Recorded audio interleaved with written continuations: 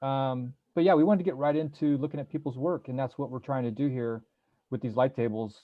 Hence the name, looking at work around a light table. And if we're all into that, anybody have anything pressing or anything you want to talk about?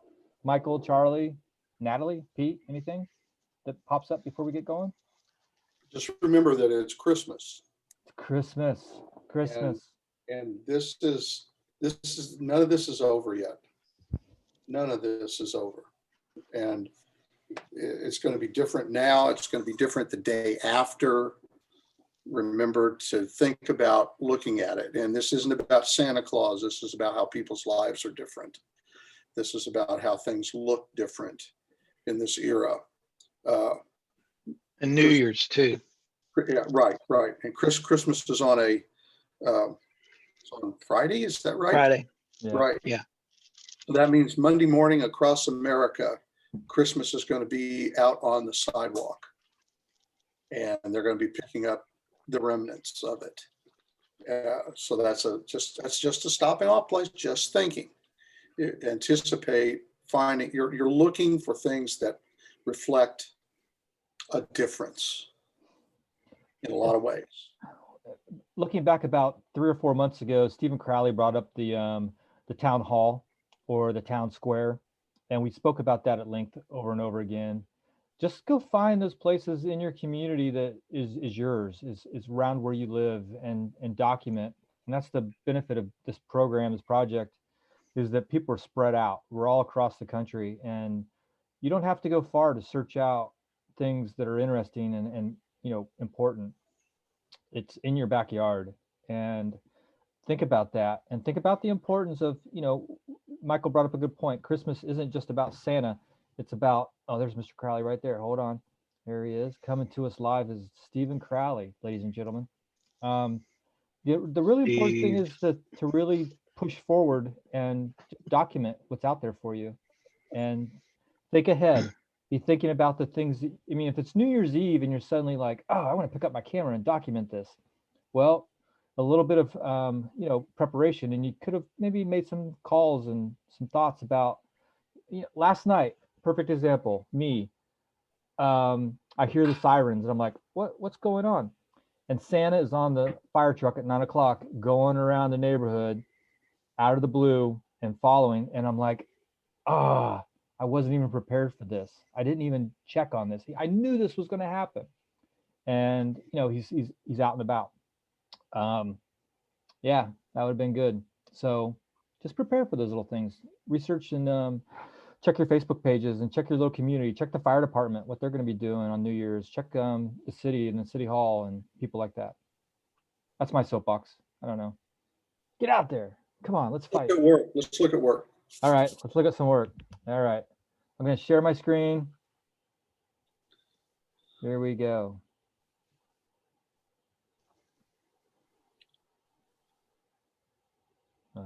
Wrong one. Sorry. Share screen. Guys, see that?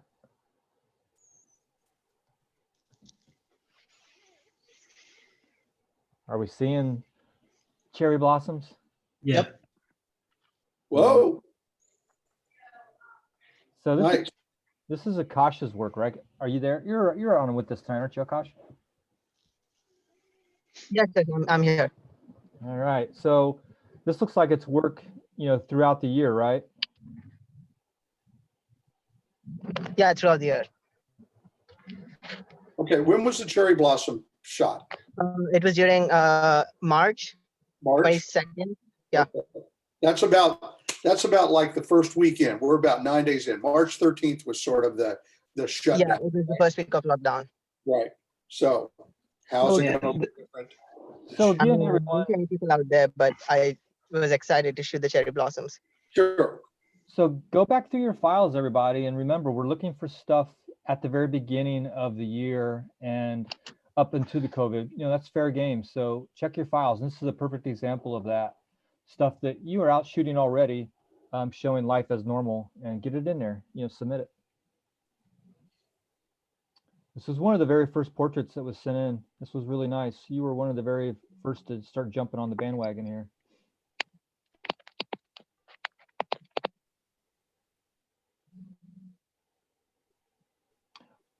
Wow, this looks really good. This looks different than the one we have, I think, in the system.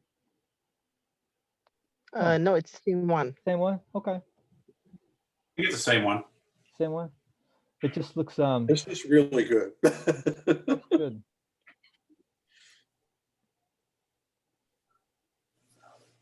That's nice. Now, I really like this picture. We sort of skirted over this one, but it's a really quiet image. This was during the summer, but people out in the national parks. And this one's going to hold up because of the mask and just showing people still out there, but the way that we're out there. It's a subtle image. Very nice.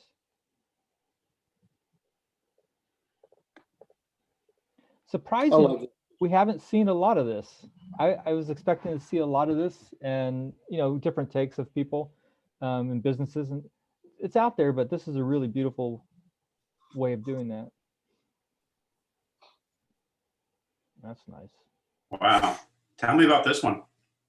It was on a hike. I went on a hike in the Rocky Mountains National Park with my friends. So my friend just took a moment and took out his mask. So I just like framed it in a way that we saw people passing by without the mask. And I could see the sun passing through it. So I just got the image. Very nice. Yeah. I feel like we've seen a lot of distant shots of people in masks, and you know, masks are of course the icon of 2020, but I like this a lot. Yeah, I mean the lighting helps tremendously with it. It's dramatic. Oh yeah. It's you think? beautiful. Yeah, It kind of looks spiritual. yeah. But you still have definition in all those guys' faces. It's not like you have these hulking figures in the back. You can still see people. That could easily go into a silhouette. You wouldn't see anything. That's really nice. You could sell it to Adidas too. Yeah.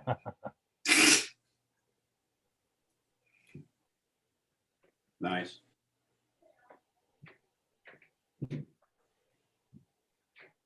Sweet.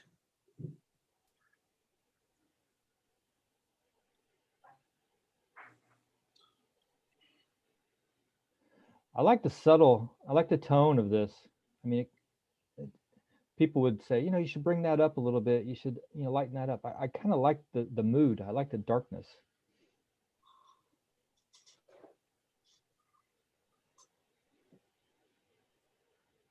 Yeah. See, the go back, Jack, one, please. This is the photograph. This has that exactly what Jack was talking about.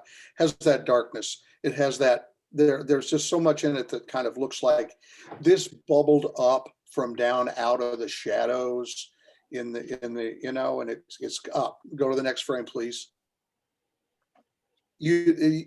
While there's interesting things going on here, those two pictures in my mind personally is just personal taste.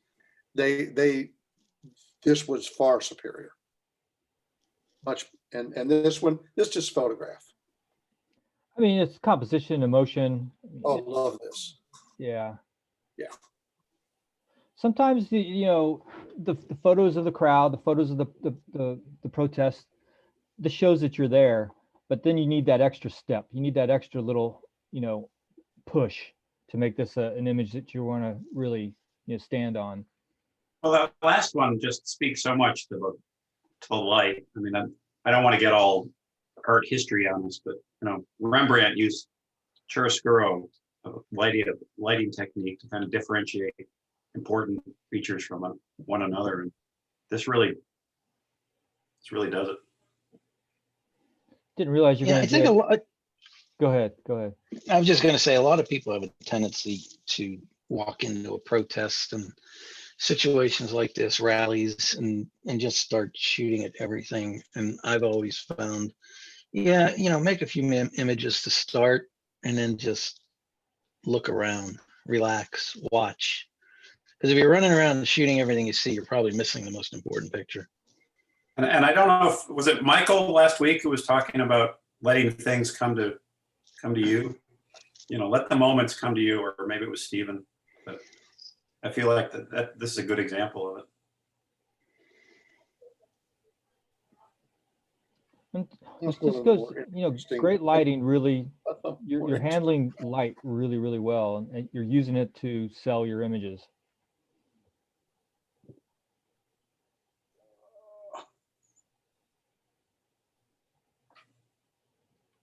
That's nice. That's pretty funny. I like that.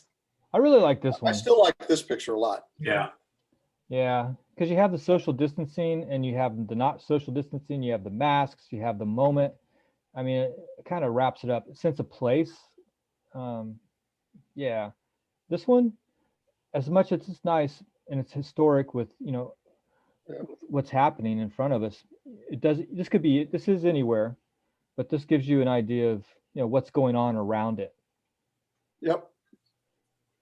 I just want Yeah. I just want a pool table in the lower right-hand corner. I want And this somebody is one, can I just say something? Jack? This is one of those pictures, whenever I'm looking at a portfolio review or something, I see photos like this. And I have a real problem with edges that draw my attention.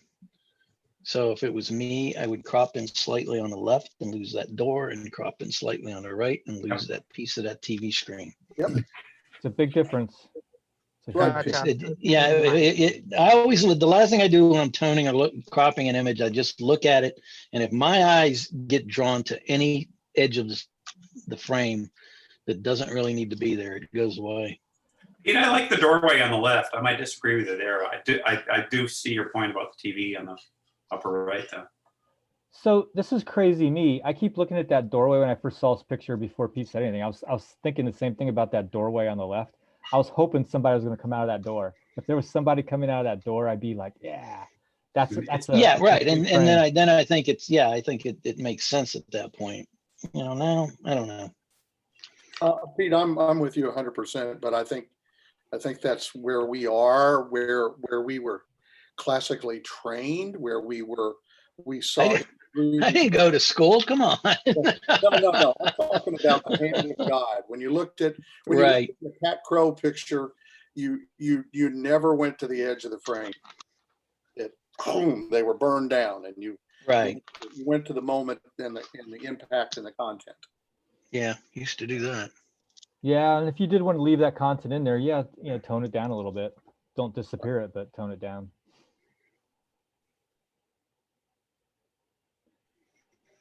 Portrait.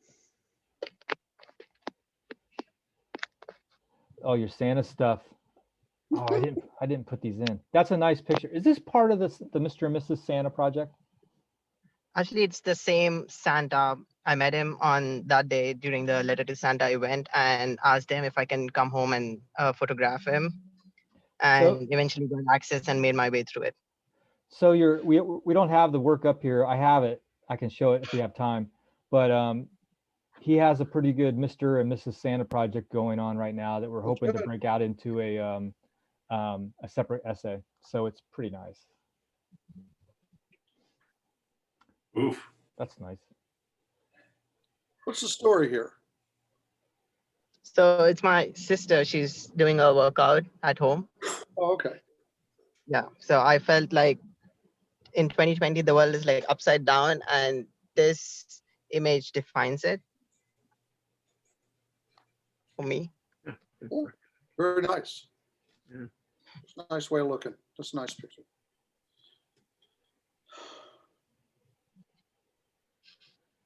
Nice. Nice. I like it. Yeah. I really like the fact that your the use of your light is just you're seeing light. That's wonderful. And color. In color. Yeah. It's really nice. There's a couple of keepers in there. Well, Yeah. I don't know. I don't want to show the Santa stuff, but you have a couple new Santa stuff that are really killer. Thanks. Let's see here. Let's go to Michael Swinson. I don't think Michael's on here. Probably tonight. Michael, you around? No, I don't think he's. I don't see him. Well, we'll go through these real quick. This is his little project, and maybe he'll come on later and we can talk about it. You know what? You guys see the chat hole said Galen says that he can't make it tonight or something. I think. Well, let me just run through these real quick and we'll get him back at another point. This was actually his Hearst entry. He won Hearst this year, and he documented his space that he was living during the COVID lockdown. And that was the contest. I don't know if you're familiar with the Hearst contest, but the top three finalists all come out to some town, usually San Francisco, but it was going to be Houston, I believe, this year. And you have a weekend to document a project. And they couldn't do it. So he documented his home life and ended up winning the Hearst contest, which is not a bad deal. This is his home life? Yeah. So he's documenting how COVID has affected, a family, their families. It's very introspective. Yeah.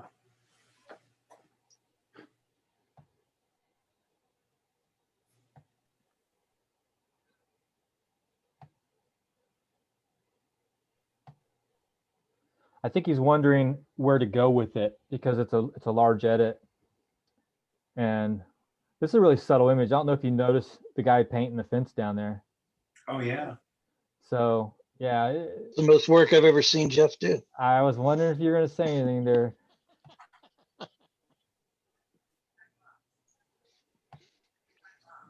It's a very subtle story. And I think this is what resonated with the judges, that every other story that was submitted was very true to traditional journalism, like you would see out of a traditional photo story that you just went out on assignment for the newspaper and you had 10 or 15 minutes to spend with a family. Very cut and dry.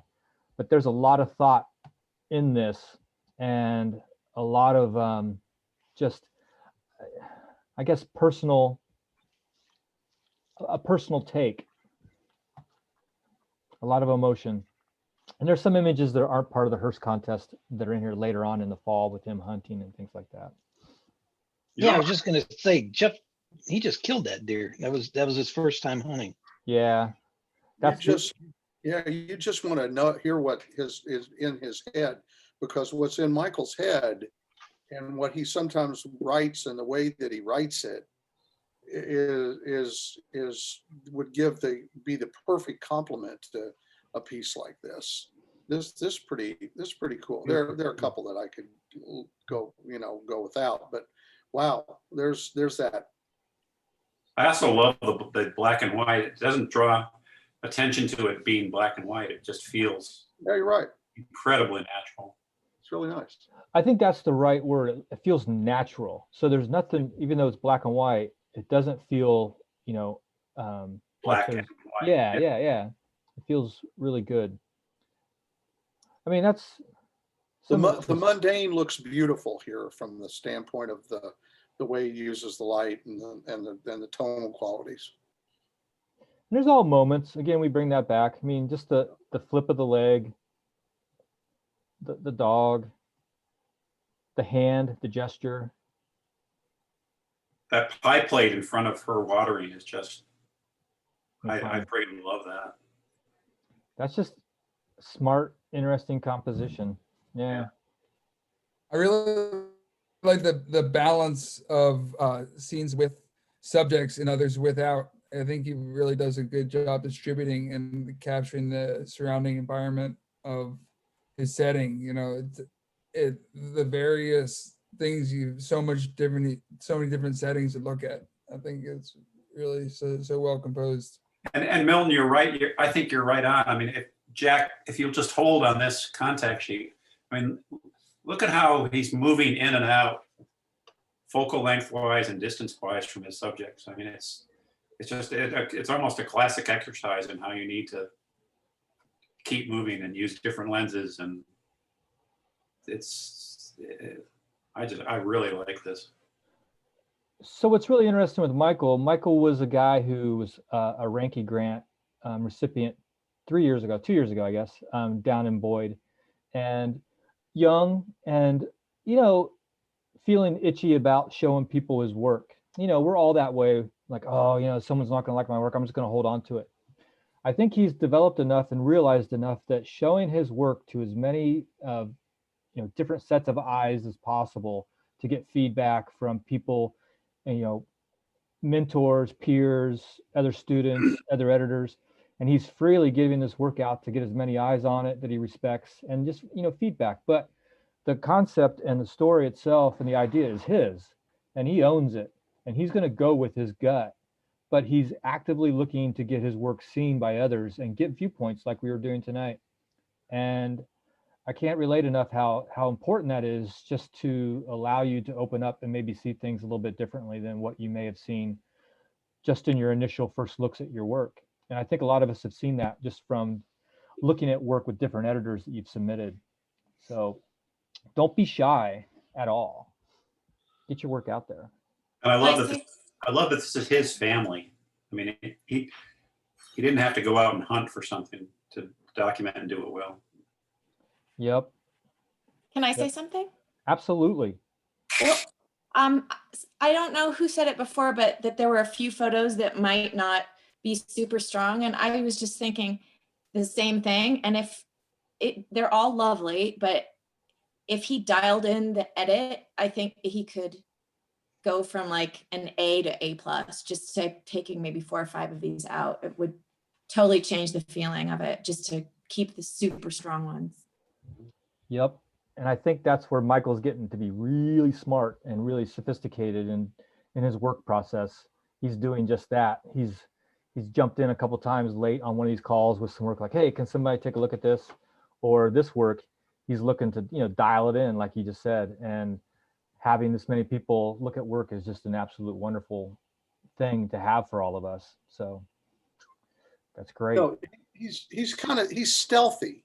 He's the kind of guy that if you were working a job and you were with him, you'd want to know where the hell he was, because he's going to sneak up on you and clean your clock, because he's looking at something and you're kind of going, well, what's he thinking about? And I think that that's the beauty of these pictures, Jack. And I agree that that's what probably led somebody who was, quote, judging, which I just hate that word, someone's work.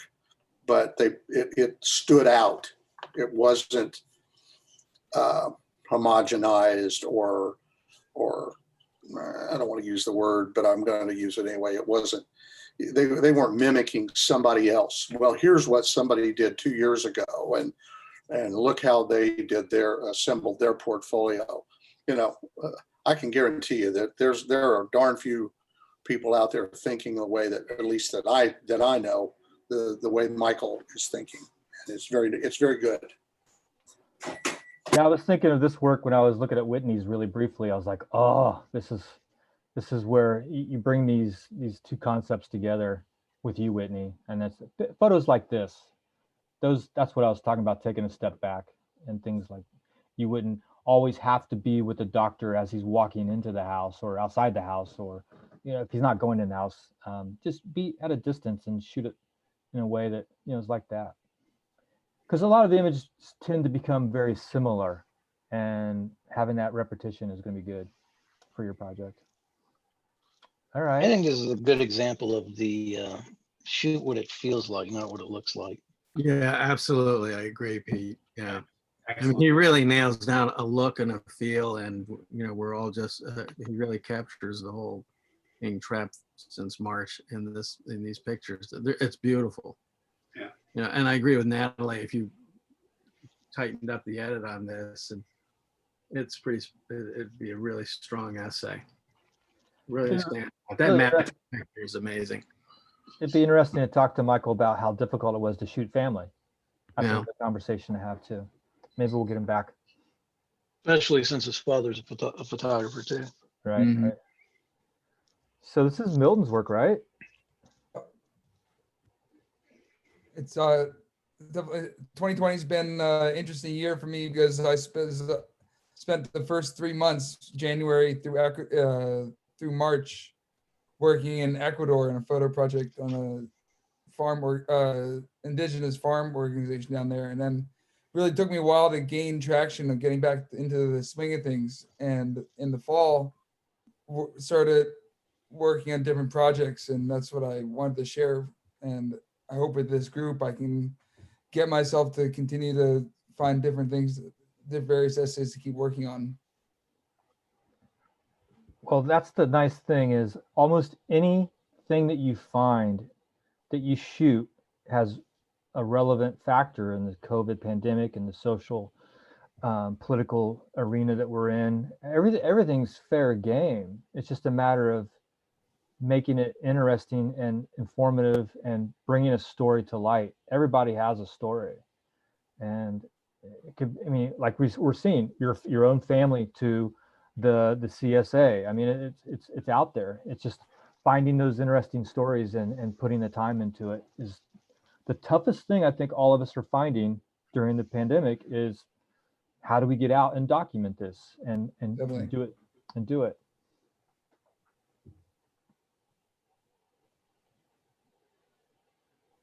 Which farm is this? Where is this? It's a organization that actually does gleaning, which is the process of like crop rescue from family farms around Bucks County, and they work with 25 local farms and feed like they rescued this year like 500,000 pounds of food, and the pandemic has been made their operation crazy. Just the demand. This was at a food distribution in Trenton, and it was hundreds upon hundreds of cars just for hours in the drive. And both I wanted to photograph two things. It was driving rain both times. It just showed the dedication, and it was so much fun just following these people around.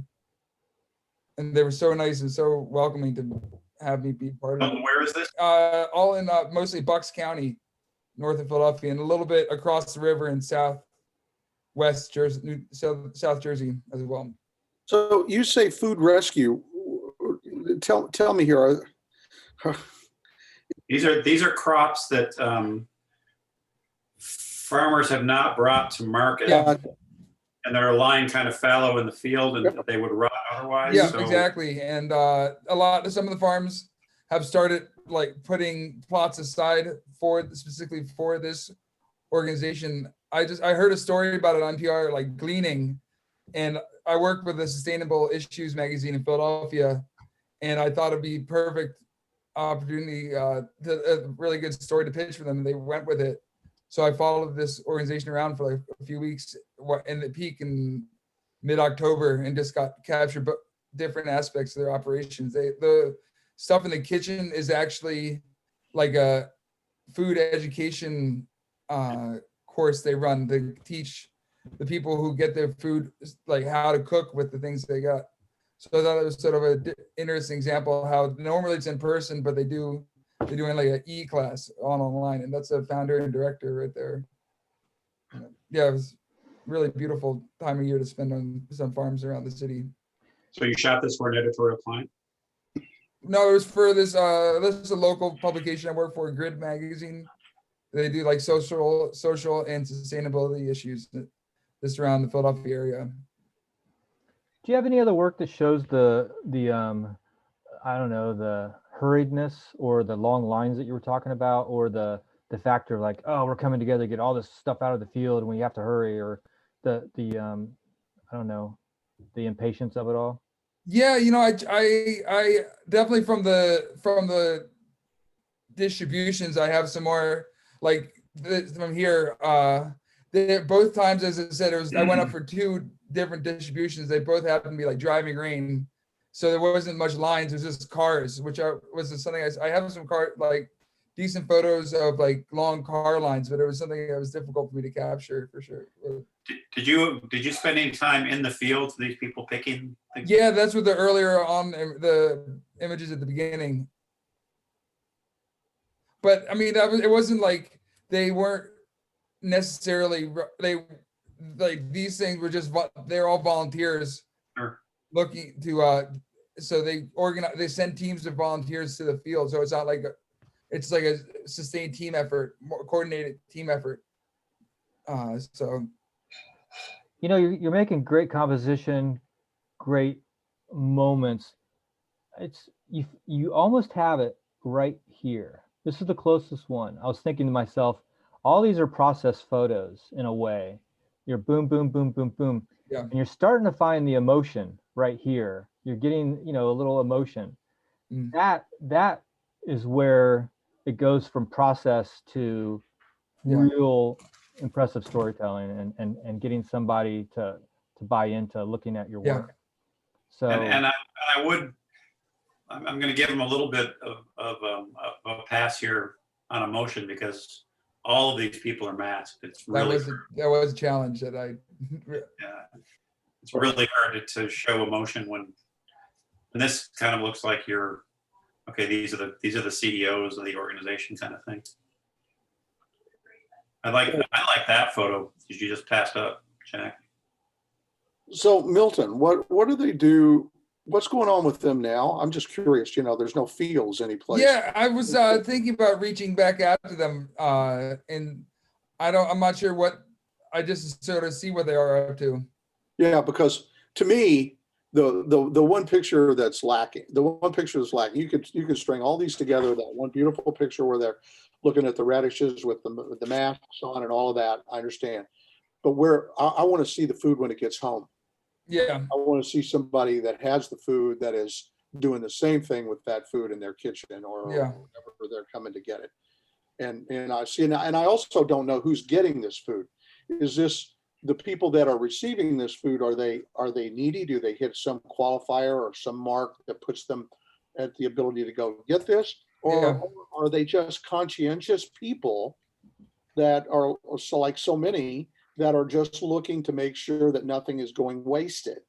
Or does it have a life after that? Does somebody from a pantry come and pick this up? yeah, And that's bring it back? part of it too. Just that is would be a good extension to the project for sure.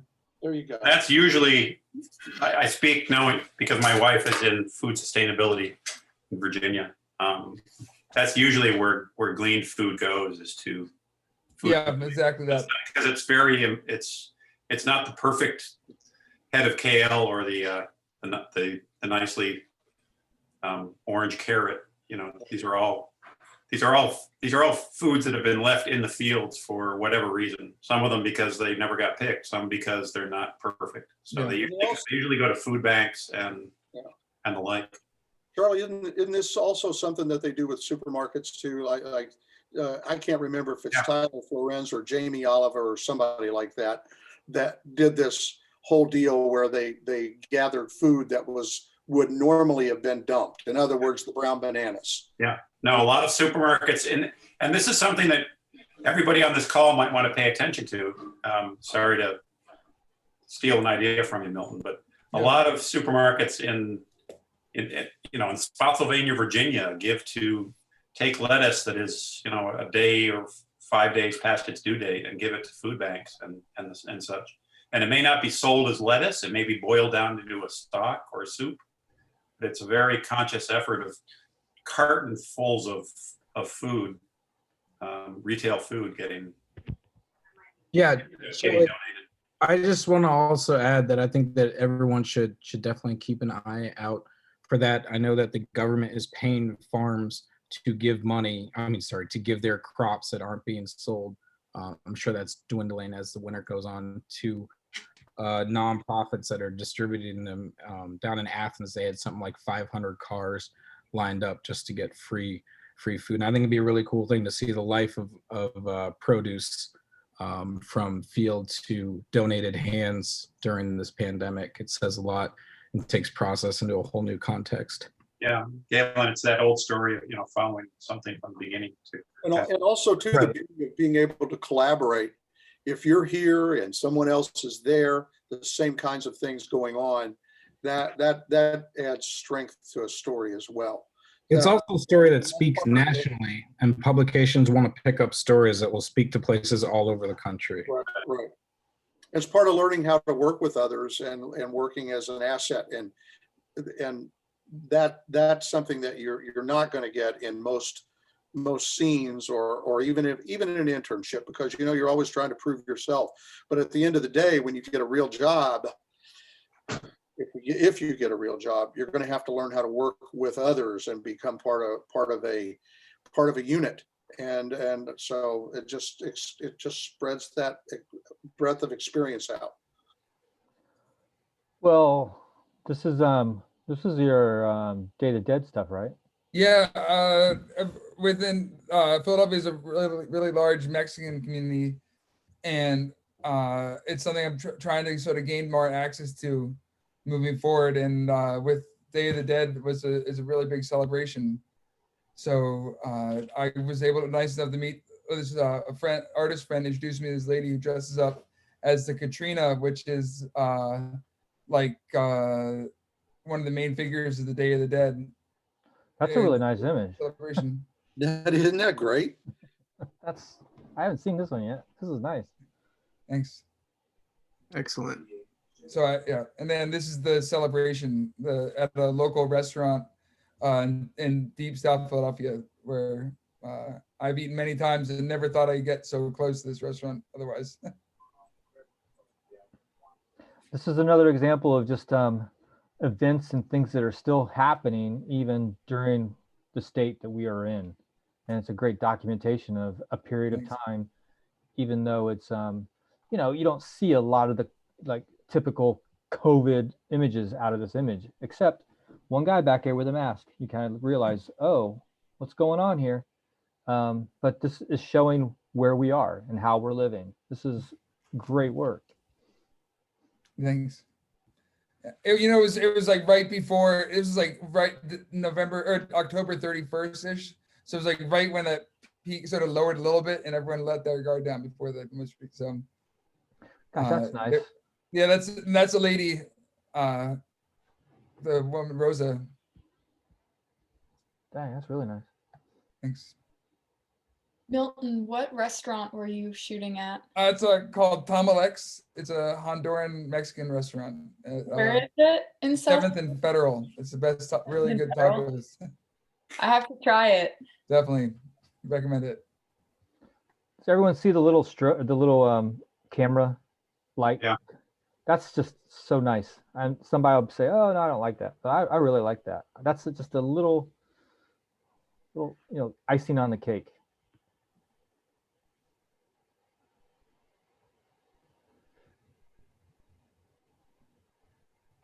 Yeah, this Aztec dance group is actually performs throughout the city, and it's like really fascinating culture to me because these guys really take spirit like reverence to Aztec beliefs, and I sort of saw like I'm not sure how far to like is they go to like if I like they have various celebrations throughout the year. I've been trying to, I think it'd be really interesting to document like the guy that like try to get behind the celebrations and sort of see what their life are leading up to how the spirituality affects their lives in other ways.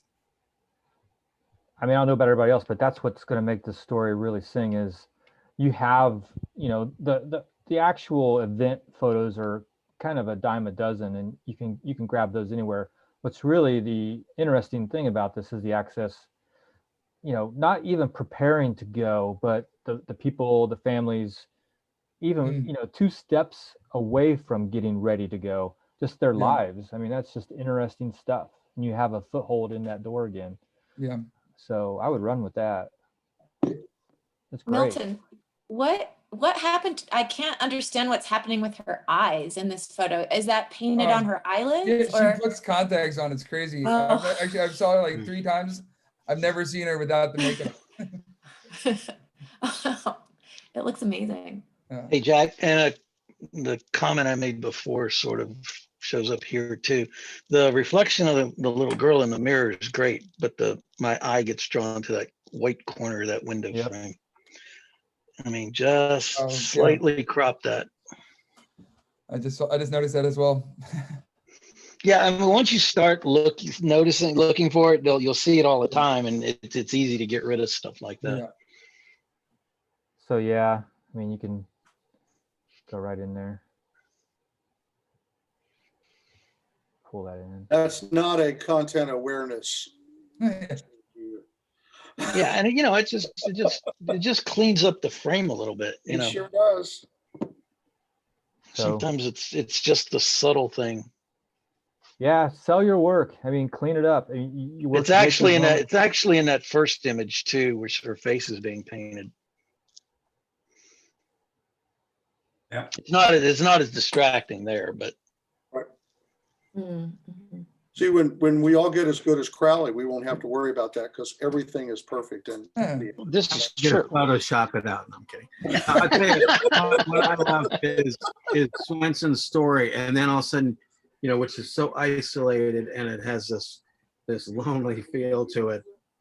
And then all of a sudden, you have this community outgrowing food. I love that contrast. And if we were laying out the grand volume of this work, I mean, that would be segment to segment. And all of a sudden, this Day of the Dead thing, which I think needs to be fleshed out. I'd love to see more of this.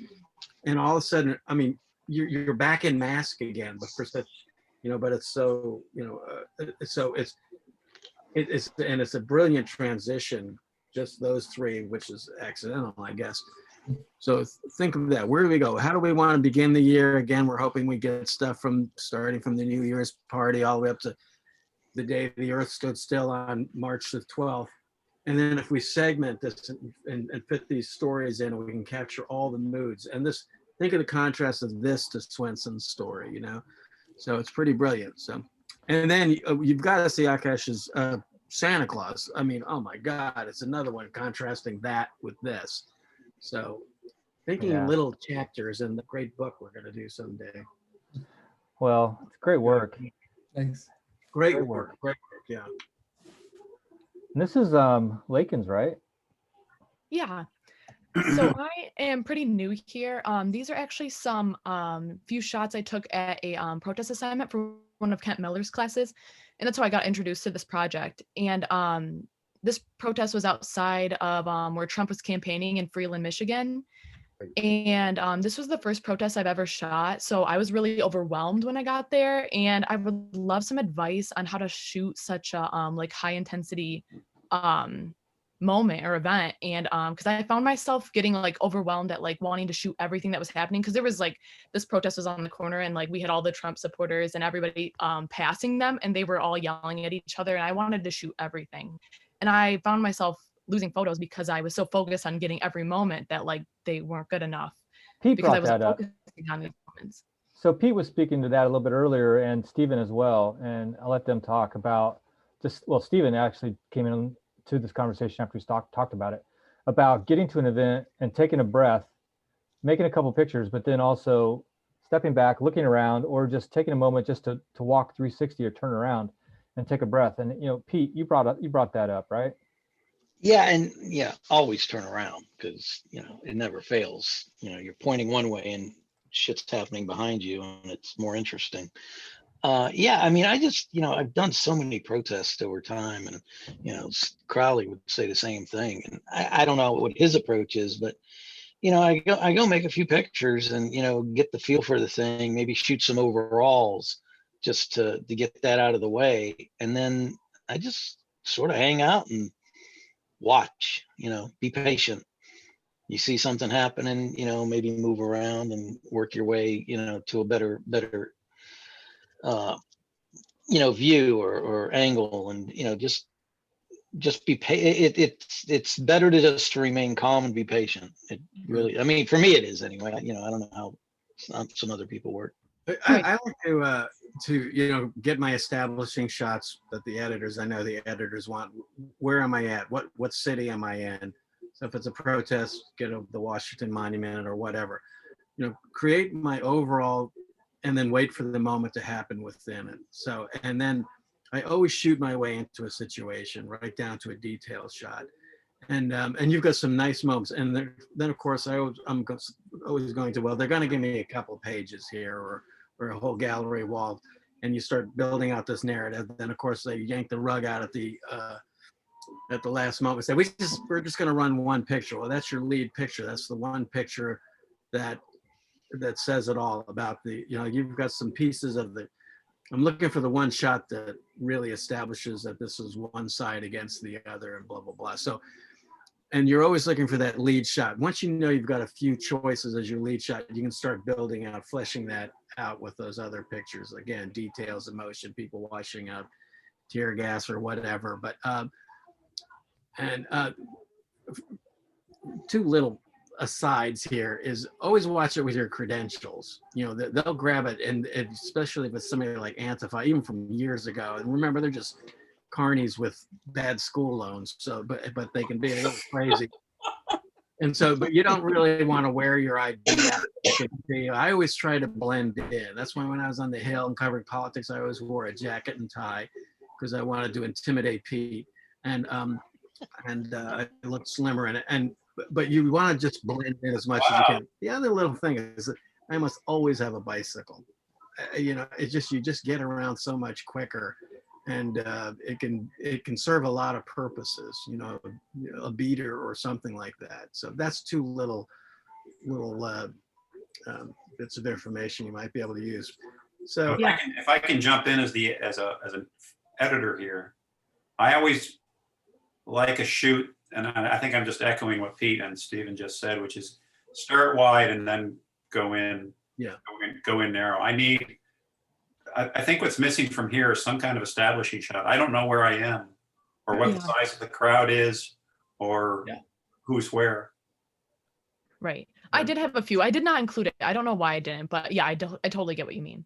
It's okay. I mean, you've got a couple really strong images, which are, you know, serve the purpose of illustrating a story or the news. So you're in good shape. We're just talking. Yeah. So Yeah, and by the way, welcome to the group. We're really glad you. Yes. Thank you.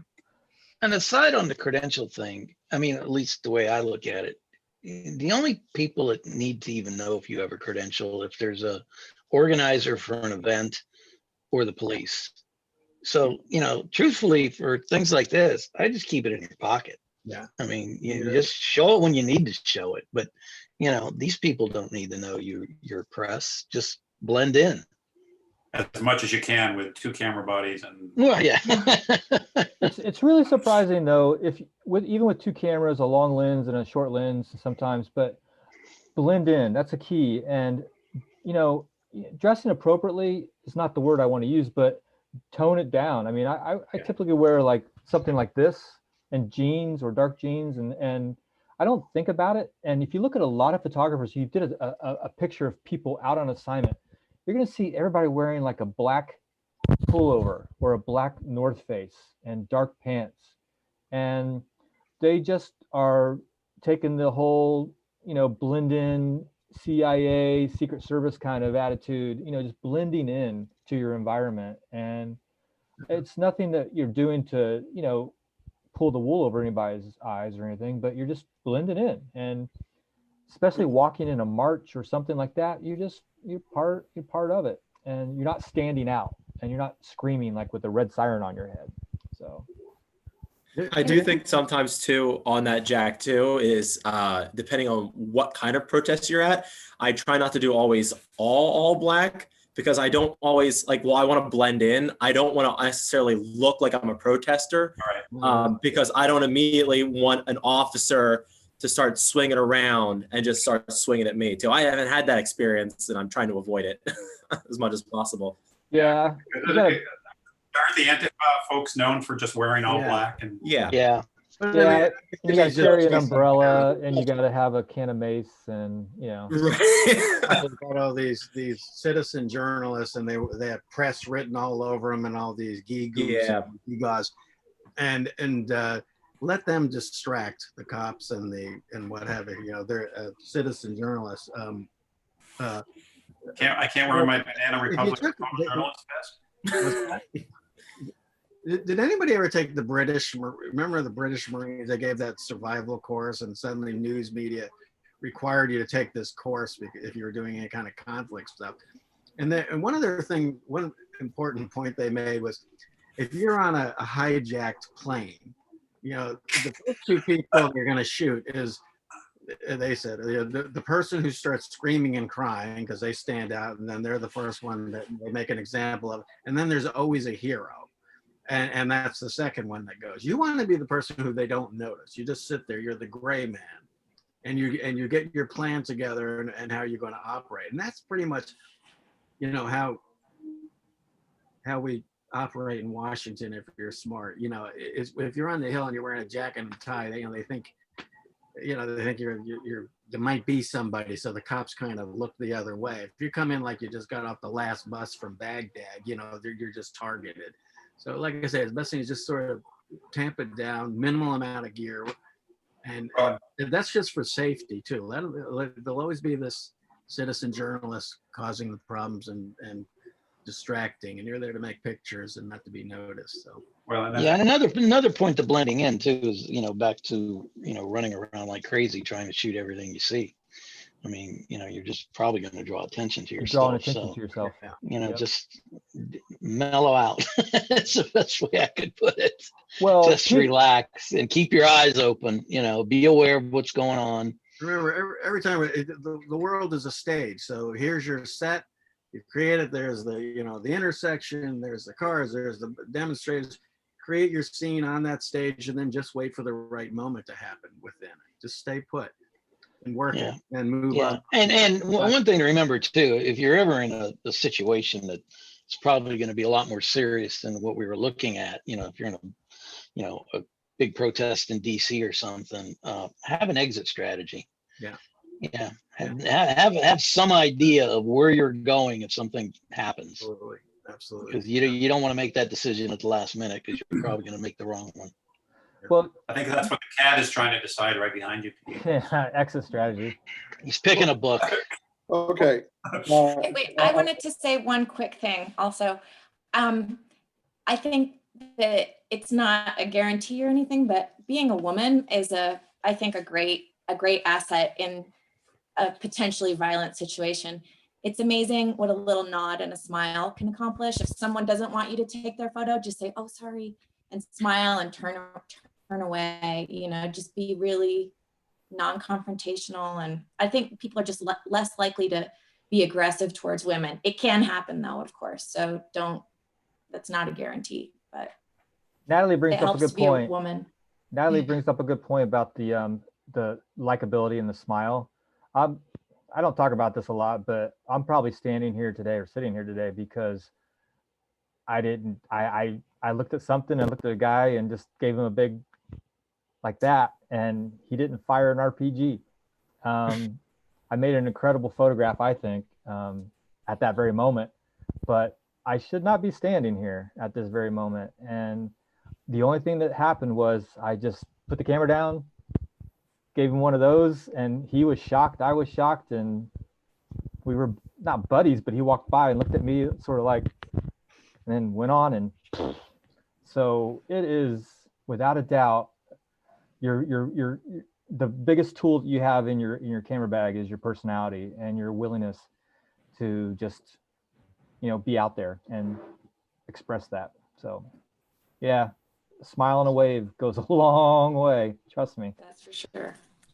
Yes, So, thank you all. Lakin, that's correct pronunciation, correct? Yeah, Lakin. Okay, gotcha. First of all, I am immensely impressed that you can turn a camera to a vertical orientation. Thank you. There's not nearly enough of that anymore because we all think in computer displays and horizontal holes. Yeah, I can't do that. My arm won't go that way. Well, that's just because you're old. But the other thing is, of the pictures that are there, what's the one picture that you would keep if you could only keep one picture? Out of those ones, I would keep the one with the white t-shirt, the guy standing up next to the woman, the protester, and then the Trump supporter. Yeah, so you got it. You understand what you went for. Yeah. You went to show, you wanted your picture to convey a confrontation, and that's a really nice photograph too, for several reasons, from the footwear to the shirt wear to the body language to the isolating them with a longer lens. You understand it, so that's the point I wanted to make. Oh, thank you. And when you're in an event like this and you see that image and you're on it, shoot it and be confident that you have it, and then be confident in yourself to move around and keep going at that image. We see so many edits of work that you see, 50 images of this image, and you get to the point where you're going to be confident enough to like, I got it, and you're going to be able to work it a little bit and feel comfortable in that split second of coming away with 3 or 4 different looks at it with different lenses, and it will come. It's a juggling act, but it will come. It's just it's a repetitive kind of thing that you'll get used to working that way. Great. Thank you. Well, let's move on here. Let's see. We have Tanner's work right here. How you doing? How are you, man? Good. So what are we going to look at here? I'm going to cruise through them and you can talk if you want. Yeah, so this is a project I did about my hometown of Mason, Ohio. It was our final project for photo stories at Ohio University. And so I kind of went out just taking photos of my city just to document it. And I realized near the end of doing this project that a lot of it was kind of about my time growing up there, and that a lot of the photos I would have made in this story wouldn't have happened if I weren't here, if college wasn't shut down and I wasn't doing online school. So just kind of my relationship with Mason. It's called Before I Leave because I'll be moving in May back to Athens to live there. And this is kind of like a final goodbye to Mason for right now. So much like we were talking about the town square. Yes. Documenting what's around you and what's going on. Just basically realizing that we're all living in a pretty amazing time period of our lives. And every image, even this image, is an important image. Yeah. Nice. Oh, that's nice. Nice. Yeah. Are there any Kings Island photos in here? There's the Kings Island golf course, the second image, I believe, that one right there, and then Kings Island's in the background. But I did have some photos in a larger edit of, Kings Island in the background, I guess, but nothing directly to it. Yeah, Kings Island's probably, was it open this year? It was kind of weird. I didn't go this year, but a lot of it was like they're open 1 or 2 days a week for certain hours, and they'd shut down for like 2 weeks, and then I don't know, they just had really weird hours, and I don't think they did any of their festival kind of things that they usually do. But reservation. You made reservations. Was it reservations? Okay. I love that. I love that picture. It's funny. I'm curious what this would look like cropped in a little bit vertically. I love this picture, Tanner. Thank you.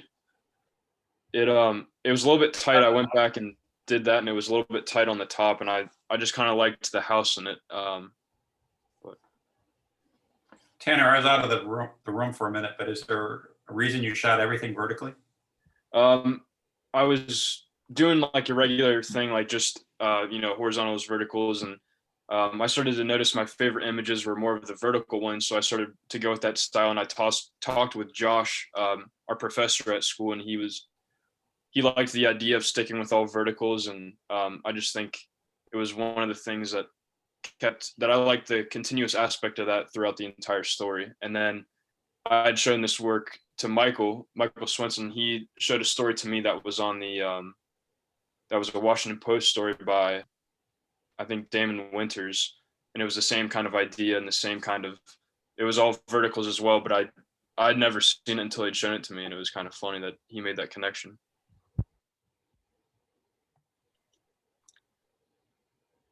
Look, I think it's just an outstanding set of pictures. Yeah. I mean, honestly, it's just it reminds me of some of the photographers in the Netherlands. The way they bring their community together out like this. It's a beautiful set, man. It really holds through. There's a couple I might move out just because it's redundant, but I think it's really well done. Thank you. I like the idea of sticking with with your idea and have a concept and building off of that. And you guys haven't seen it yet, but Margot has a set of images that she's diptyched that she's working on her project, and it's remarkable. And it took the photographer to think about it and to think about past work that she had shot, and then to think about, I'm going to continue my shooting in a way to mimic this. And she has this idea, this concept, and it may work, it may not work. She didn't know. And she, went with it and continued shooting how she thought, but she had this in the back of her mind. This is what I would like to do. And it's amazing collection of images. but sticking to a concept and going after it really builds on storytelling in a way that, it's another level of sophistication.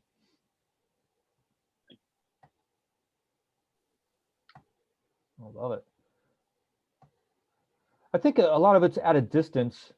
So if that's a thing that, this will look different too, if it's on a page or if it's on a web, presentation, it's going to look different. And you might think about some, you have this one image that's at a distance, but you have one image out of all this that brings you in tight. Mhm. And so the need for maybe some movement closer and further away. Okay. That might tighten things up. Even this is at a bit of a distance. If you're going to do this, it's almost like, back off and show it in that space that's like that or like that. Okay. What's the story behind this image?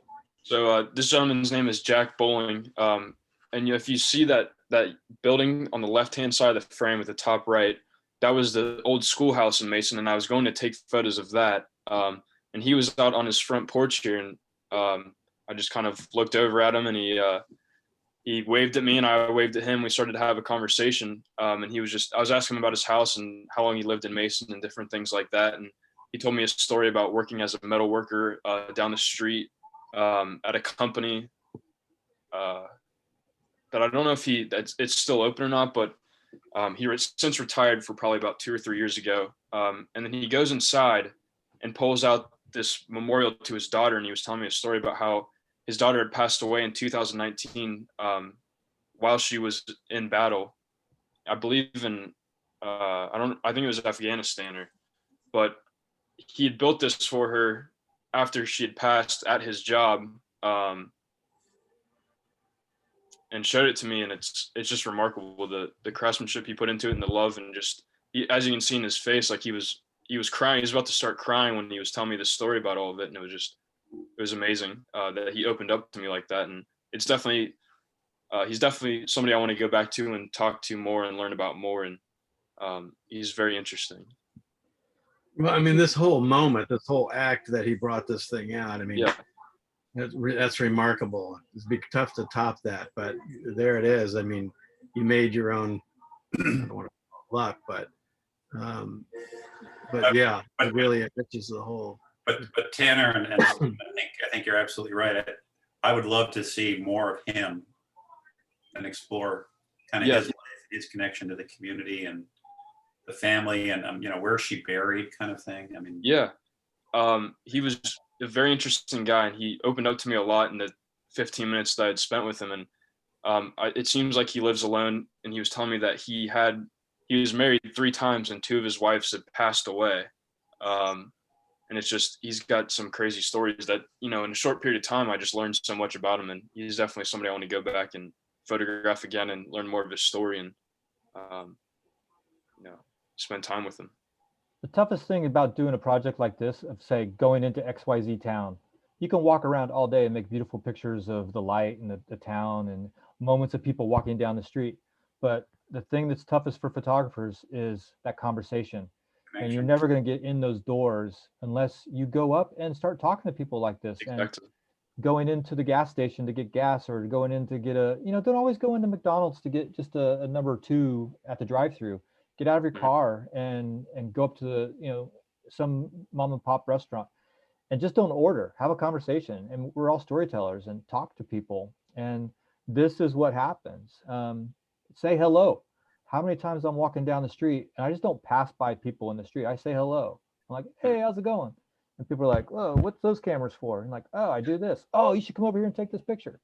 And just, that's the biggest, piece of advice that I've ever received as a young photographer back a long time ago. But the idea of just talking to people, that's going to do more than my skills as a photographer of getting me into a door.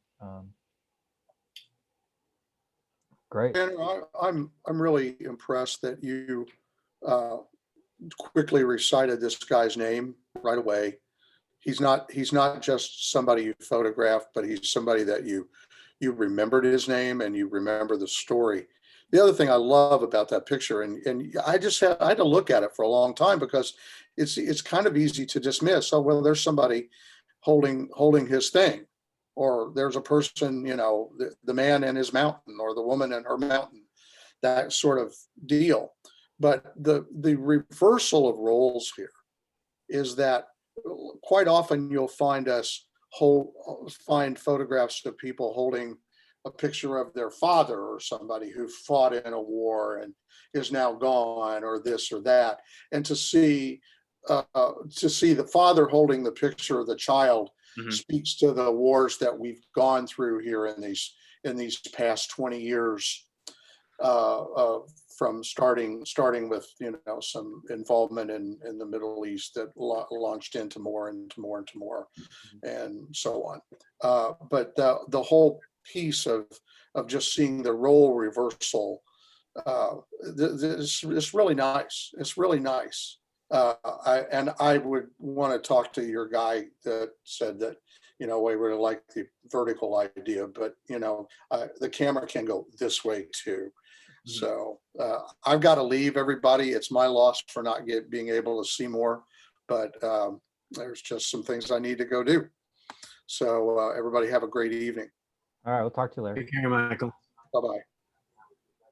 Thank you all for your advice as well. I think you're on a good start with that. It's a good concept. We were talking about concepts. It's great. Thank you. I think this is Mr. Timmerman's work, right? Yeah, this is my work. So I think we looked at this picture. I think our group looked at this picture today. What was another one?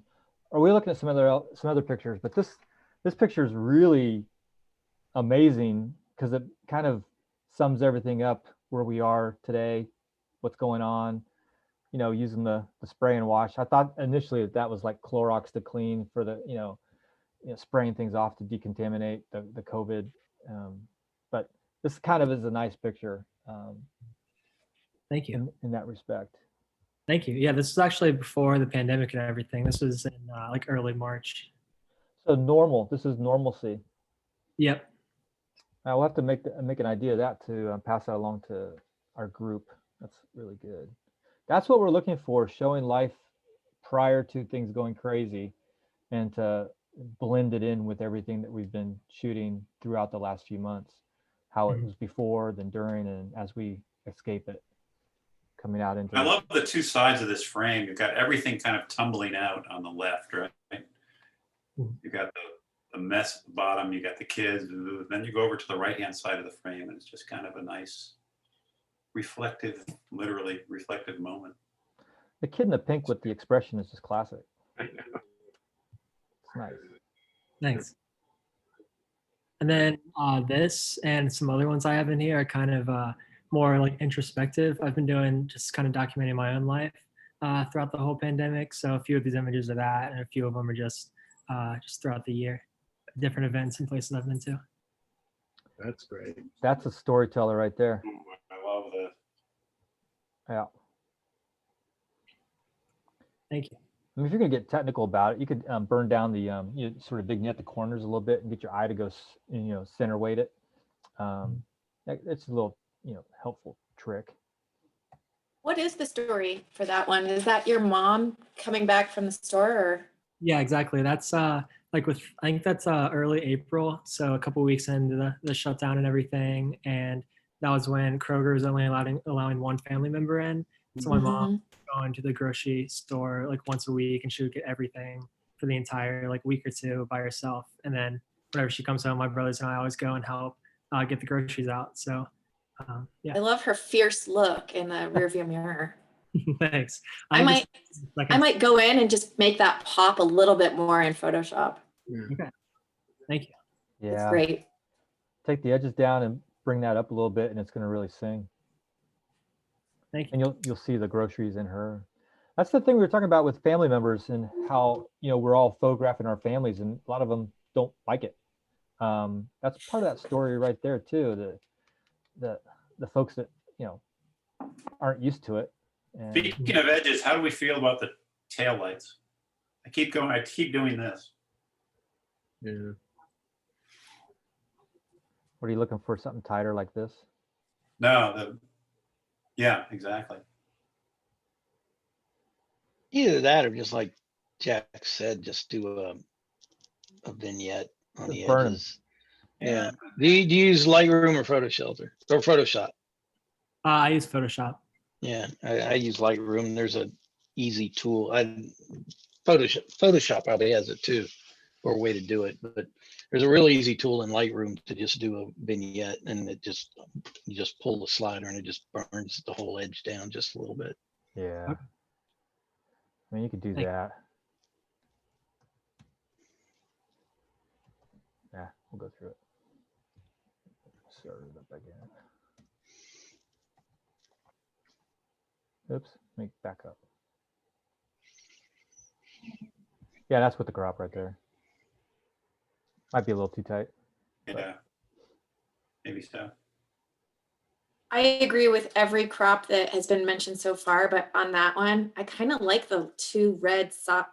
Yeah, I think. Yeah, I like the head or the tail lights too. That's why I said I would just. Actually, I'm the one who brought it up, but I think I've seen it with that crop. I think I would back it out. Yeah. I would just do what Jack suggested and burn it down a little bit. Burn it down. And I'll bet that red would pop too if it's burned down a little bit. Yeah. So. Okay, thank you. Here to help.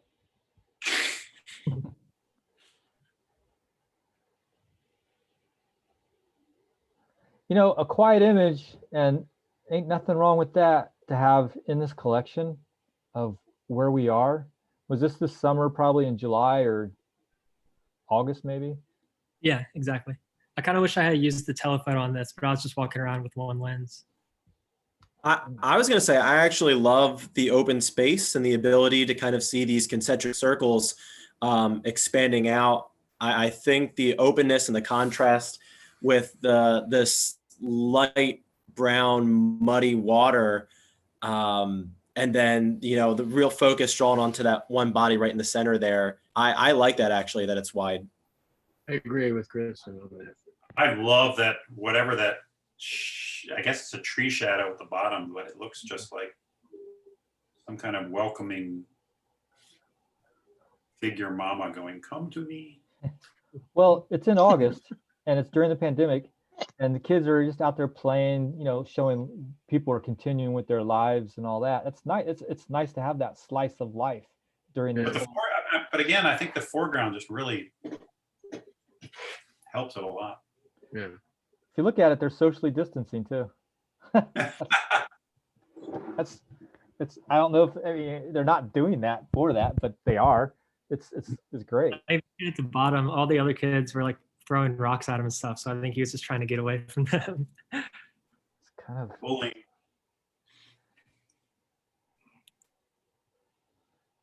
Nice. Now, did you crop in on this or did you shoot it this way? That's how I shot it. Okay, all right. I like the way you're thinking. You don't always have to see the face. I mean, like Pete and Charlie and everybody was saying, turn around, walk around, look for a different angle.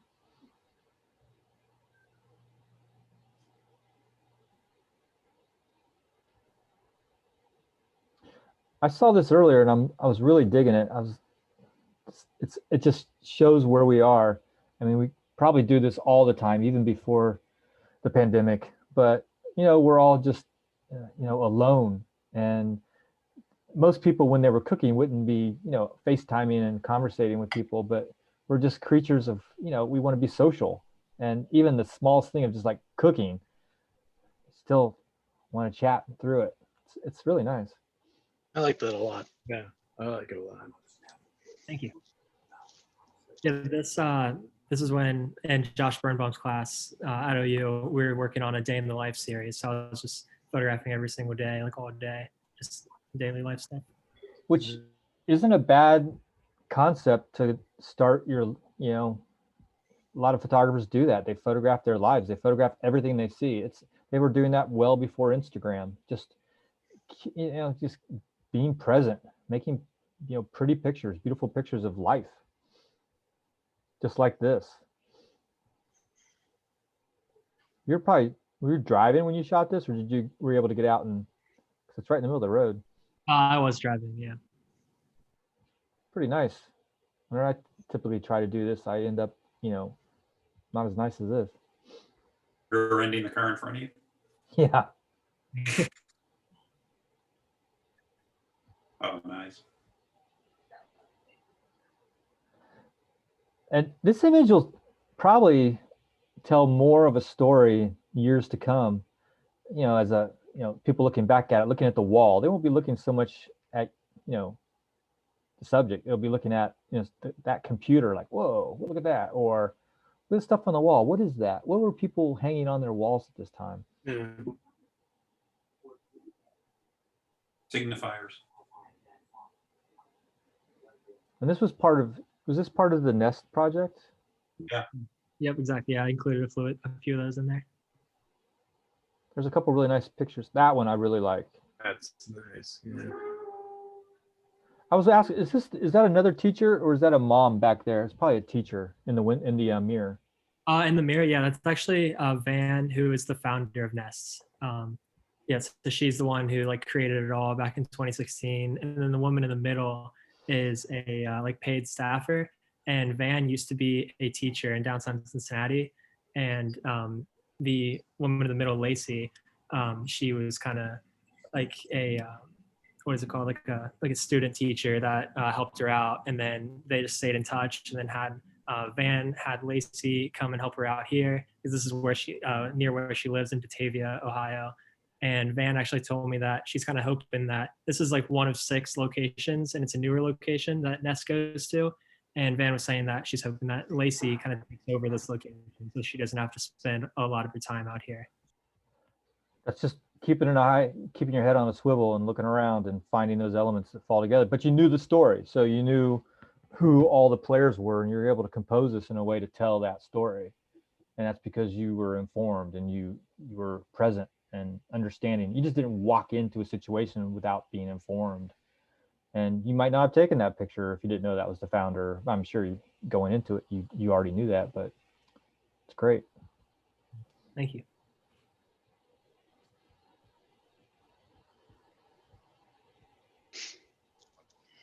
Is that a dog? It is a dog.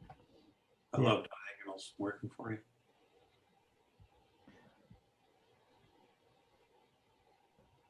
What's going on with this? This is a Trump Make America Great Again in Ohio, like a week and a half before the election. And I was just walking around. I got there about 3 hours before Trump got there. So I was kind of walking around and looking for interesting people.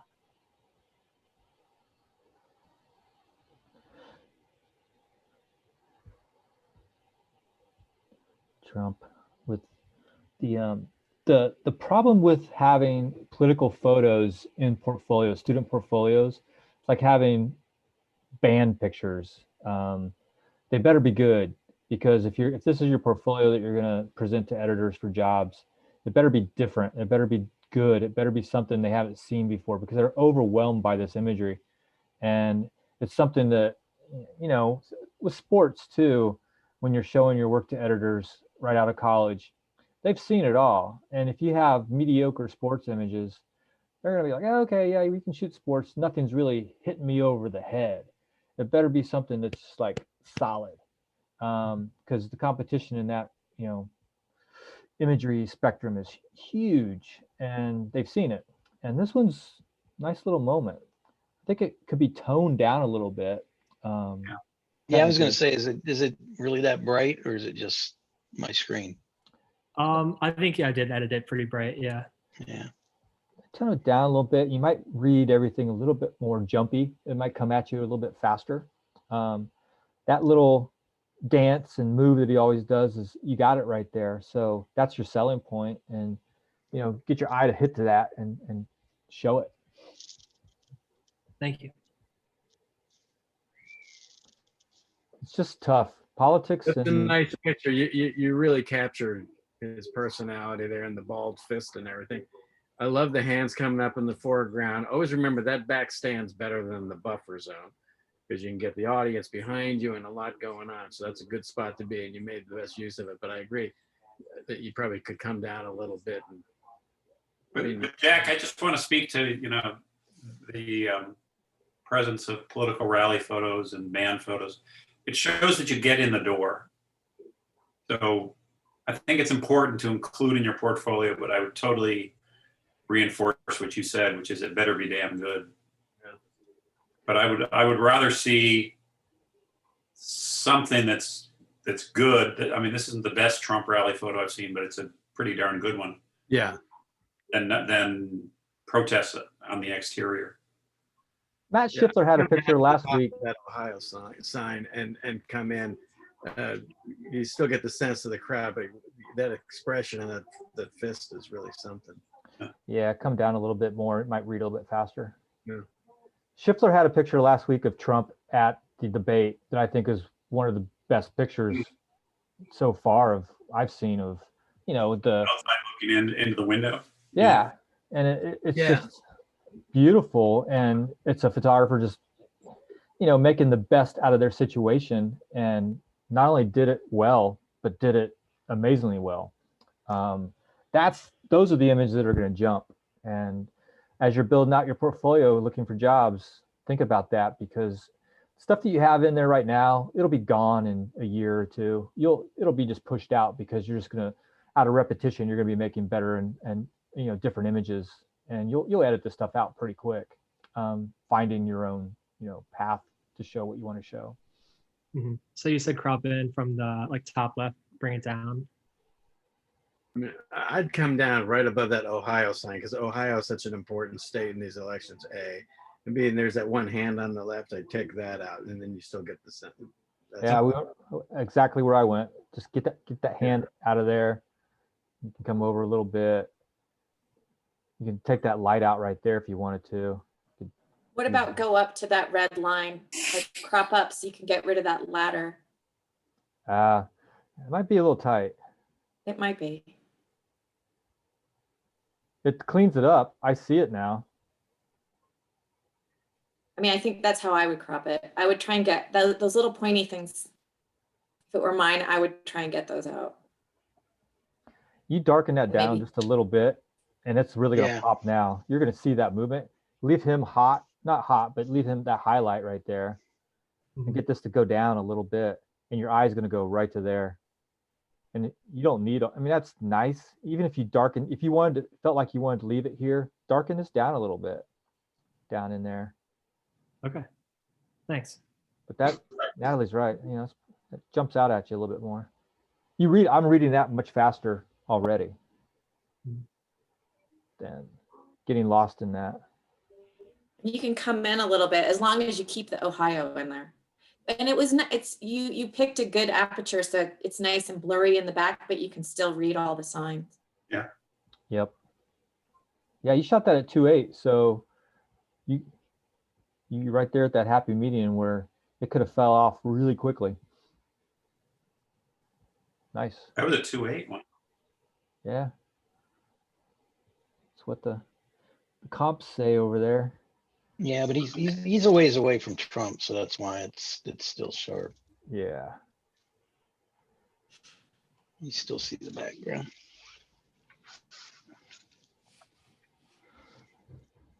Good And then idea. this is my grandmother with my dad reflected.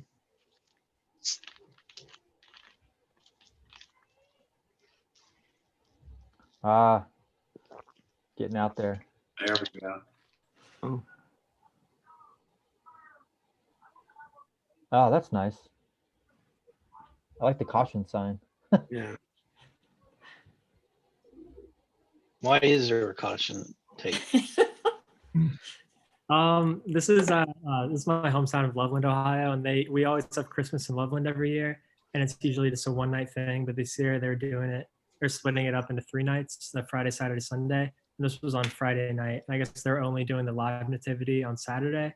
So I'm not sure why they have the caution tape there. Honestly, I guess they just didn't want anyone touching anything. But yeah, I just thought it looked interesting. I thought it made sense with COVID. You could tone that tape up a little bit where you really see it. I didn't see it on the first glance when I went through these. And then I saw it big. I'm like, oh, that's telling.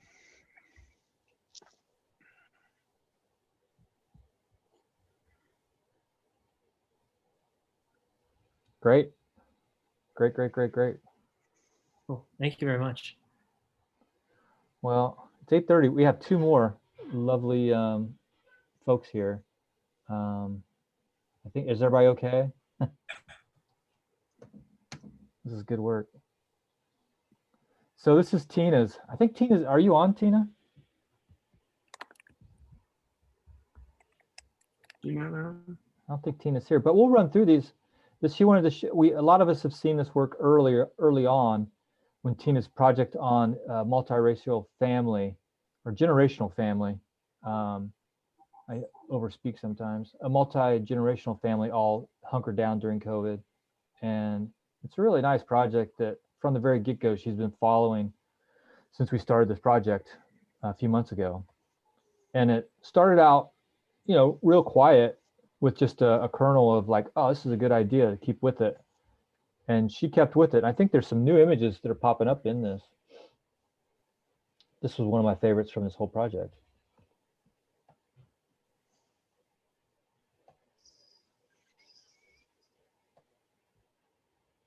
But the toughness of, living all together under one roof, not being able to get out, but then also starting to homeschool and getting out to do errands amongst the pandemic.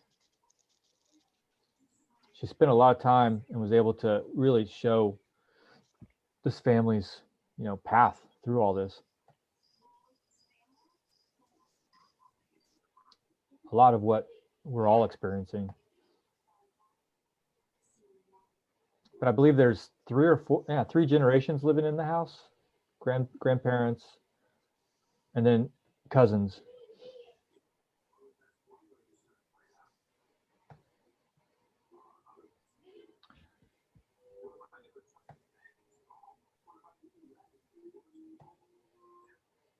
Well, that's nice. I haven't seen that picture.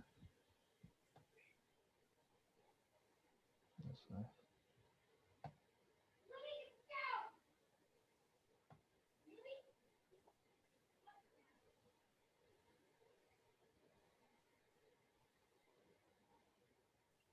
Yeah, it's really nice.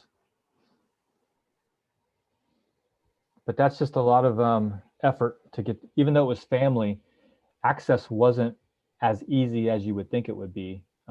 Just getting folks to be accustomed with her being there and, being a journalist, not just a family member. So it wasn't as easy as you would think. But like some other projects we've seen tonight, I mean, this is an intensely personal look at what's going on during times of COVID. And I really appreciate Tina leaning into this. Absolutely. So hard. And is Galen on? Yo, what's up, Jack?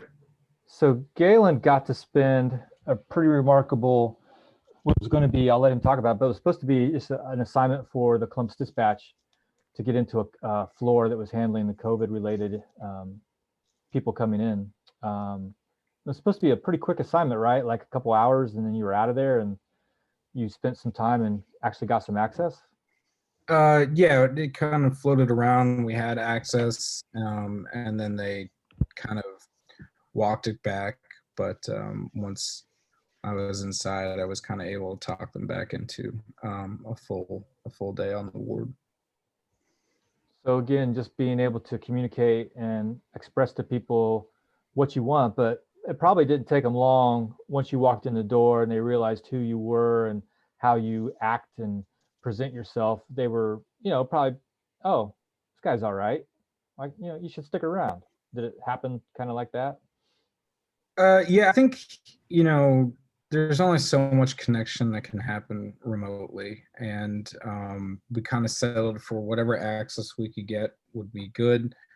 But after, they got to know me a little bit. And I think toward the end of the first 2 hours that I was supposed to be there, I kind of just laid it out for them. And we were doing a story on the exhaustion that nurses were facing overall. And I pretty much said that, the story isn't going to happen if I'm not there for that 12 hours that eventually takes its toll. Because, those first few hours, everybody's got pep in their step when it comes to, at the very least, coffee. So And they kind of agreed, and they worked with it, and they kind of called up to the risk management team and figured it was worth it. That's just perseverance, keeping with it. Polite persistence. What was the toughest thing about, doing this assignment? Were you comfortable knowing that you were on this floor? What was some of the things you thought about? I wasn't worried for me in any way. I mean, honestly, I think this is one of the most safest places to be because of the attention paid to precautions and such. But I think, plainly the most difficult aspect of it was just having to witness it. We came to some agreements overall that we would go a step beyond HIPAA and not photograph anyone intubated, so only people that could give permission. So you won't see those photographs in here. But I think I don't think photos do justice. I don't know. My photos don't, but I haven't seen work from anybody else that really does it justice either. But that definitely for me was the difficult aspect of it. Well, you're saying the exhaustion, your story was on the nurses. It wasn't so much the patient in Right. regards to, so you Right. accomplished that really, really well. But you do have to show the patients, and you accomplished it here. But just getting that trust level of the caregivers to allow you to be in that position to make these pictures, there comes a level of negotiation and debate. How did they, once the story ran, did you get any feedback from the people you photographed? They're like, oh, you shouldn't have put that person in that photograph, or were you? No, I mean, actually, this young woman, she's only 25 years old. She, which is heartbreaking, but she gave permission. I haven't heard from her, and I honestly don't know how she is doing. But a couple nurses reached out to us on social media and thanked us, as did the staff. And they were grateful in a lot of ways. And in terms of, I guess I could talk about the most difficult aspects storytelling wise. And one of the reasons I included that picture at the end of him derobing is the original idea was to show up and follow this nurse through their entire shift. So they have a 12-hour shift. It's going to be something like an 18-hour day. And we did. And this is where I usually kind of come up short, usually is a strong term, but something I really need to step back and learn is how to make that one image that says everything you need it to say. So I didn't think we came away from the before and after with pictures strong enough to tell that. And then we kind of decided that we didn't really need it. Between the writer, myself, and the editors, we kind of just focused on the nurse, and then kind of went on from there to other nurses, but kept it pretty much just in the realm of the ICU. But I included that last picture, kind of talk about just that. Personally, I think it's so important to go into a story and be able to take that one picture that says everything you need it to say for at least that frame of the story, which is something I definitely struggle with a lot. Yeah. Well, I mean, it's limiting in many respects because you're dancing around so many different protocols and things you have to live within. But you take the opportunity and run with it and do what you can. And sometimes I ask for forgiveness. After I explain to people what I'm doing a lot of times too before I do it, just to get them at ease. And then it doesn't take long where they just say, "Oh, he's fine. Just let him go." And it seems like that's where you got very accepting. Yeah. To a certain extent. I mean, I think that I had a babysitter the entire time, but by the end of it, we were practically friends. So it's kind of one of those things where you just push it where you can respectfully, I think. There were a couple frames that I made and then had to ask afterward, but that went well, kind of thing. Did they insist that they review frames before you left? No, they didn't, but we definitely would have that would have been the limit of, draw the line there. I did, there were a couple of images we kept out just because we didn't feel they were necessary to the story and they were a little concerned with them. So those ones didn't make the final edit, but mainly because, you know, why piss somebody off if you don't have to? They didn't really make the story anything more. We had other pictures that did the same thing. So Fight your Hey, battle. Jack. Oh, hey, Jack, can I say something? Yeah, absolutely. Hi, Galen, it's Whitney. Can I just say, I mean, I work in mental health and we have to, you know, adhere to HIPAA all the time. And I would have been lucky to get a shot like this in my agency. Well, that would be mental health, you know, and of course, physical health. But this does not at all appear like you're dancing around HIPAA. This to me feels like very immediate and in the moment. Like I just with that detail shot right there, can you go back one for the stethoscope, like the little bejeweled stethoscope? Like even when you're doing detailed shots, like whether it's the mask leaving like an imprint on the face, like I just feel like you nailed it. So awesome job. Thank I you. love the fact that one of those stethoscopes is red. I mean, that Yes. Yeah. I love that. Yeah, you did an amazing the lighting, like you just did awesome. Yeah. Thanks. I appreciate that. I mean, it sounds the hardest thing of this thing is that getting in the door, and the HIPAA issue is having the public relations folks or the communications people on board. They're usually the ones who are going to put a foot down even before you get on the floor of the medical professionals. Medical professionals want to tell their story, and it usually comes down to the PR people being the bad guys and saying no, no, no, no, no, no, no. And your minder was probably, you know, probably very good. It looks like he was or she was very, very good. But sometimes, you know, they do a 2-hour thing because they're overwhelmed. Their job is to get media people in, and they do different, you know, sometimes media events, 2-hour shifts, and having somebody that's bought in and that will give you that time and not be frustrated, like I need to go home. That's part of the buy-in right there to allow you to do your job. And yeah, I honestly, you know, as much as I can talk about all the things that mattered us working it, I mean, it took 3 weeks to you know, get through all of it, but the reality is it was just serendipitous in a lot of ways. I happened to pick the one, unknowingly pick the one hospital center that had a lot of bad PR in the last couple of years because of a rogue doctor. So that only helped. Working for the largest publication in the area helped. And I think that honestly, the most important thing was just, you know, they just connected on how important it was. So they were willing to take the risk. Great. I don't understand how you'd be dancing around HIPAA anyway, from what I've seen. I mean, HIPAA is to protect the patient and their privacy. And if you have any patient's pictures, if you have their permission, I don't know what the problem would be. Well, I should say dancing around as in there are patients in there. So technically, legally, Oh, sure. take pictures of people if it isn't identifiable, which is, you know, Sure. But we went a step ahead and agreed that, hey, yeah, we'll only make pictures of people who can give their express. Right. Yeah, and Obviously, that makes sense. Sure. I mean, you know, you got, you know, people dying there. You can't, you know, expect them to all be able to give consent. So. Right. Yeah, but even on a what was that? even on a non-COVID story, I mean, before COVID, going into a hospital, it just depends on the PR folks, and they adamantly fight against access. You know, like, oh, I'm going to take a picture of a doctor. Oh, it's flu season. Let's go take some pictures of a doctor giving flu shots.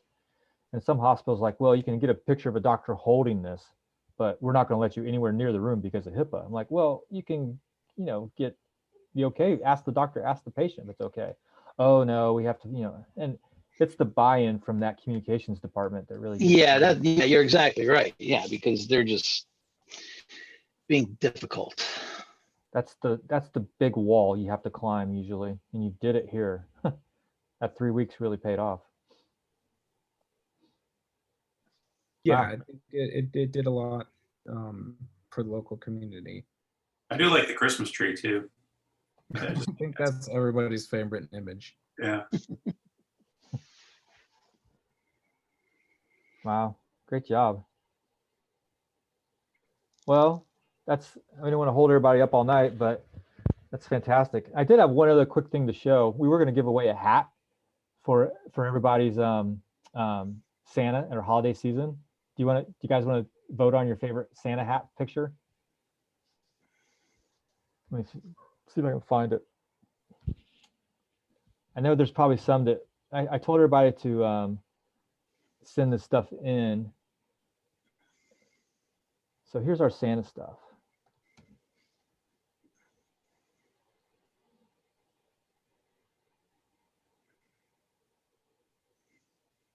Just to get you an idea of what to, just doesn't mean Santa, the holiday season, unwrapping presents, unwrapping gifts.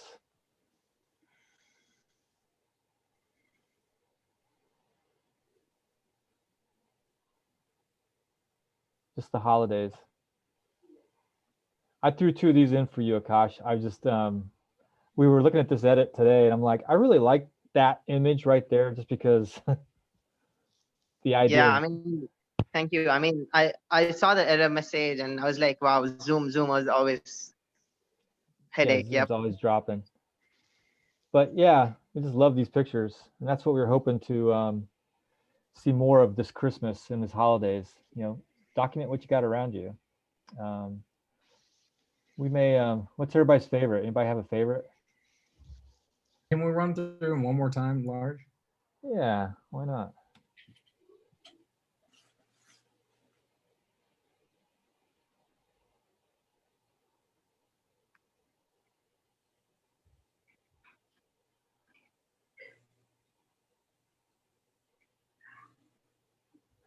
One.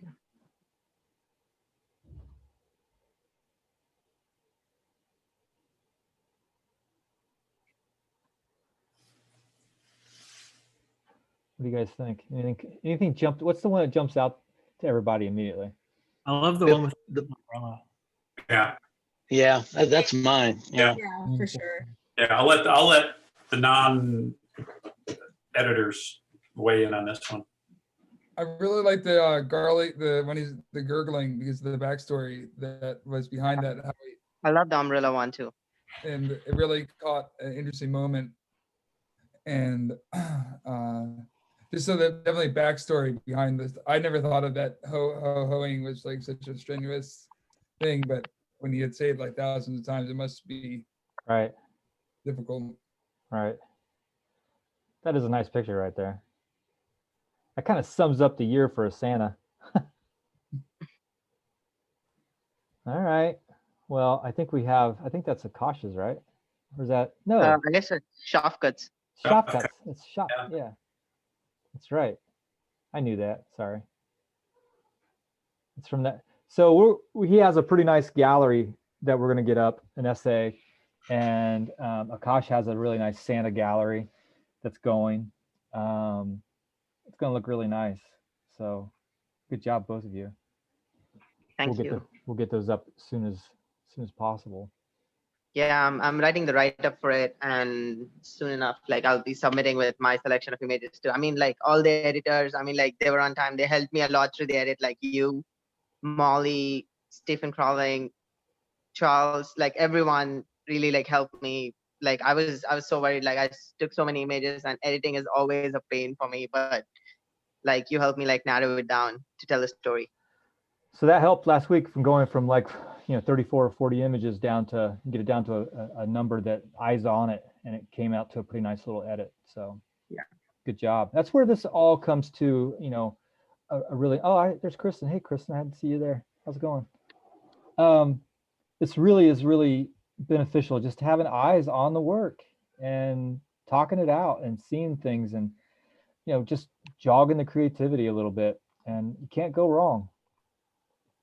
I hope this helps for all of you. I know it helps me. I mean, I see stuff through, talk about teaching an old dog new tricks. I look at your guys' stuff and it just inspires me every time we look at your work.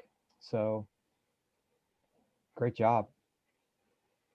Any words there? There's some really great work. It's really exciting to see this project come together like it has. I can't believe how far we've advanced this story. So congratulations to all of you. So folks, we've got the holidays coming up and we've got New Year's coming up, but we've also got a vaccine rolling out.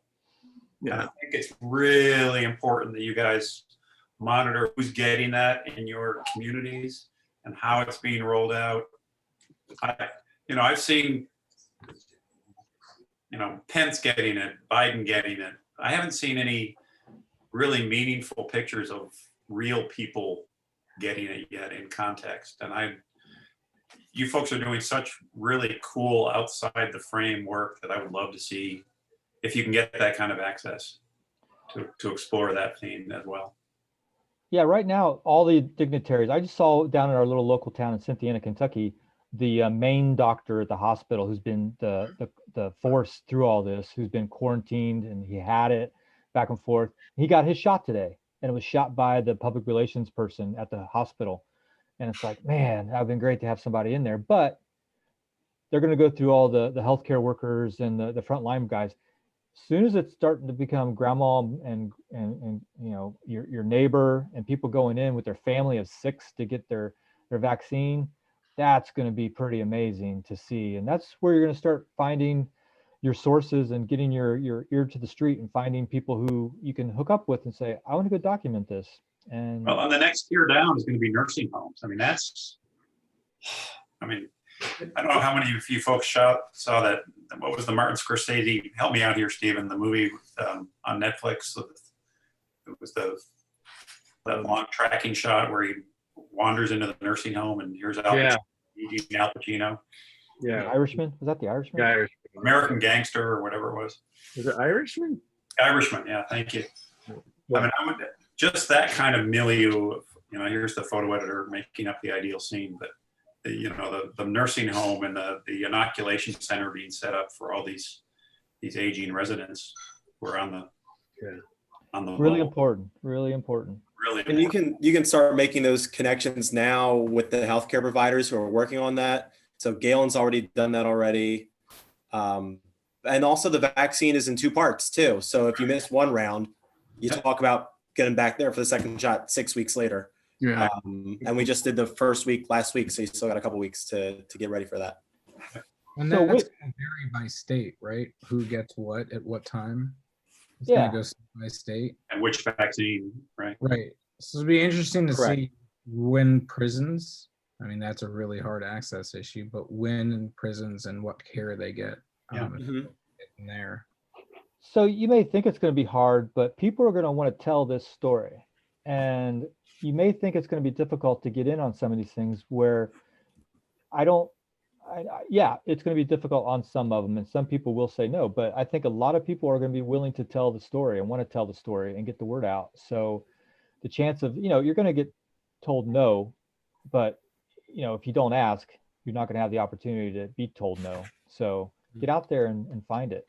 Well, it's Galen's, take a cue from Galen here. He spent, 2 or 3 weeks setting that story up, and look what he got as a result. And Whitney's working with a doctor who's going house to house. I mean, who knows what that's going to turn into? Fantastic. And what kind of remote healthcare workers are going, as you said, Jack, kind of house to house doing this vaccination work as well?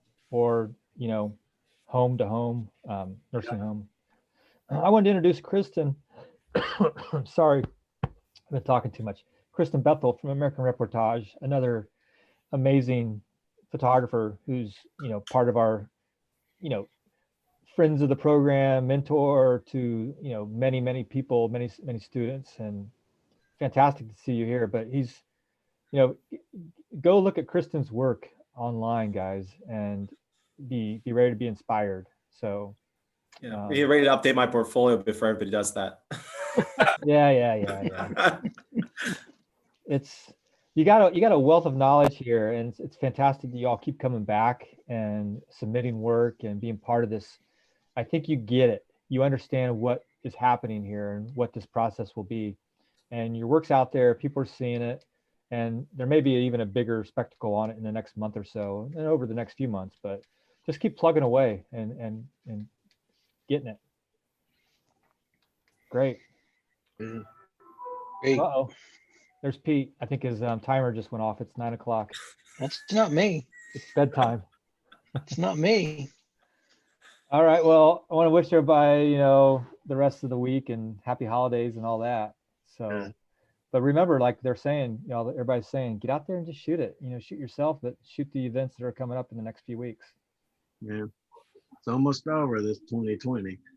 All right. Well, great job. Cool. Everybody stay out of trouble. Yes. No trouble. Good luck. Wash your hands. Don't make me lecture you. Happy holidays and stay safe. Remember, Take care, keep reaching, everyone. keep reaching out. You guys are doing a great job reaching out and getting your work in front of people. So keep doing that and submit as you see fit. But submit a lot, submit a little, but we'll be looking at it.